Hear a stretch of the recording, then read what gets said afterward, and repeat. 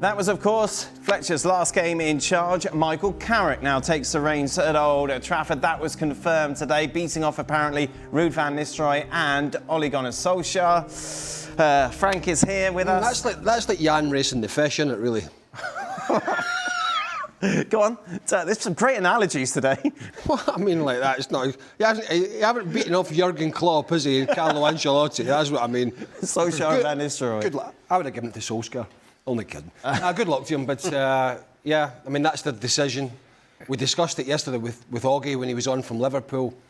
You know, Barada and Wilcox now have to be sitting there just biting their nails, thinking they've got a couple of really tough games coming up. Yep, City at the weekend, obviously. City at the weekend, then I think it's Arsenal, Liverpool. Anyway, it's one of the better teams. Do you like the help Shaka's given you? It's Arsenal. Shaq's here. I just want to see where you're going with this. It's Arsenal. And then even Fulham and Spurs. I was like, but what I'm saying is, what we talked about yesterday was if they lose these 4 games and then you lose listen, it probably won't happen. But the way United have played with the injuries and the defence and all the changes, it could when you look at these. Although Spurs are no great shakes, you just never know. Then what do? They've got I was going to say they've got the interim in charge, but they haven't called them interim, have they? They've just given, apparently there's no interim title, a bit like Arbeloa at Head coach until end of season, which is what interim means, really. Head coach. So they don't want to have another decision to make because it's all falling apart. So there's a lot of pressure on Michael Carrick to come in and get enough results to not make the people who are already looking stupid, if we're honest, making the decisions, make them look more stupid because they're going to have to go and make a different one. He's a very level-headed guy, I'll give you that. He's got coaching experience. He's brought in Steve Holland, who was Gareth Southgate's assistant for England, so he's brought in an experienced assistant to try and help him. And I think one of the reasons Solskjaer apparently never got the job was because Carrick's more hands-on with the coaching. Solskjaer, when he was in charge, basically kind of did a manager's job and just left the coaching to Carrick and to Kieran McKenna, who's now the manager at Ipswich. And they wanted somebody now that was actually on the training field, a little bit more working with the players. And I believe that's why Carrick was chosen over Ole Gunnar Solskjaer. Rooney was on holiday with Carrick last week, apparently, in the Bahamas together. He was asked if he would join the coaching staff. He said he definitely would if asked. Who? Wayne Rooney. He used to play for Manchester United. And I'm presuming... I'm just wondering what your opinion... Michael said, well, I'll call you. Well, there's been no answer. Would you appoint Rooney? No. Someone who knows the club, DNA and all that sort of malarkey? No, I think obviously Wayne Rooney's been a great player and is a huge name, but Wayne Rooney's foray into management recently has been an unmitigated disaster.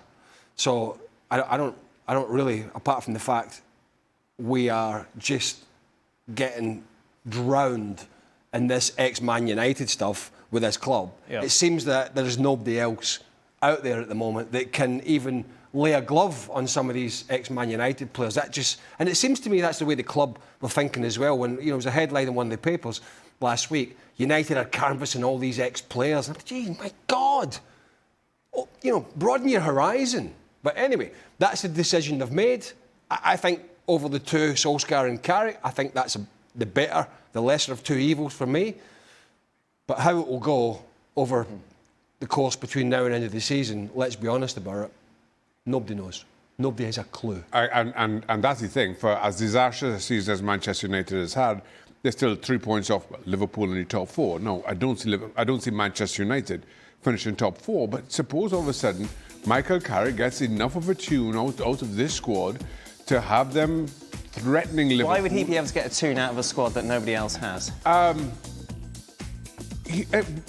Not that he has to get that much of a tune. It's not that much of a turnaround. It's a 3-point gap between them and Liverpool. So they don't have to be playing incredible football. They just have to be playing marginally better than they have been now, and Liverpool be marginally worse than they have been. Both of those things can happen. So it turns around and gives Manchester United another decision to make if that were to happen. Listen, good luck to Michael Carrick. He has coaching experience, to your point. Kind of give him Wayne Rooney being involved as a manager. I'm not sure he'd be that willing to be a coach, even at a club like Manchester United at this point. He's got the people around him that he wants. Certainly has proven himself, at least at Middlesbrough, to be a good man manager. we'll see. We'll see where this goes. But I still don't think that this is a great United team, but it's not a great league. Frank, should Manchester United fans be excited?